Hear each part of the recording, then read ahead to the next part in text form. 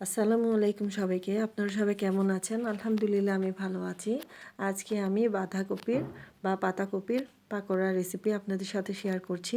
তো আমার রেসিপিটি ভালো লেগে থাকলে আমার চ্যানেলটিকে সাবস্ক্রাইব করে আমার পাশে থাকবেন এবং লাইক, কমেন্ট, শেয়ার করে অবশ্যই আমার ভিডিওটি পুরো দেখবেন। এখানে আমি বেশ কিছু পরিমাণ বাঁধাকপিকে কুচো করে নিয়েছি বা কুচিয়ে নিয়েছি এবং পরিষ্কারভাবে ধুয়েও নিয়েছিলাম।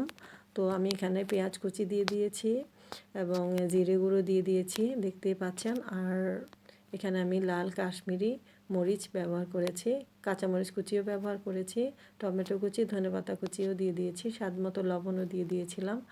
আর আমি 1 চা চামচ পরিমাণ জিরে গুঁড়ো এবং 1 চা চামচ পরিমাণ এখানে অরিগ্যানো ব্যবহার করেছি স্বাদটা একটু বাড়ার জন্য। তো আমি 1.5 কাপ পরিমাণ ময়দা এখানে দিয়ে দিয়েছি। দেওয়ার পরে আমি একটি ডিম দিয়ে দিয়েছি এবং সব উপকরণ আমি ভালোভাবে হাত দিয়ে মেখে নিয়েছি একটি চামচের সাহায্যে। এখন আমি তেলে ভাজবো। কড়াইতে তেল দিয়ে দিয়েছি। দেওয়ার পরে তেল হয়ে গেলে এগুলোকে আমি হাই হিটে কিছুক্ষণ ভেজে নিচ্ছি।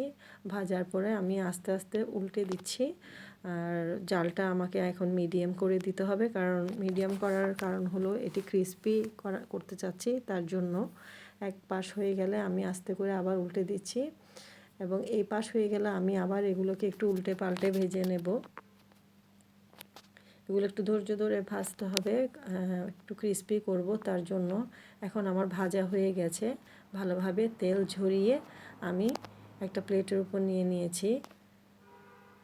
তো এটি চায়ের সাথে শীতের সন্ধ্যায় খুব জমে যায়। আপনারাও বাসায় তৈরি করে খাবেন। তো আমার এই রেসিপিটি যদি আপনাদের ভালো লেগে থাকে অবশ্যই আমার চ্যানেলটিকে সাবস্ক্রাইব করে আমার পাশে থাকবেন। ধন্যবাদ সবাইকে। আল্লাহ হাফেজ।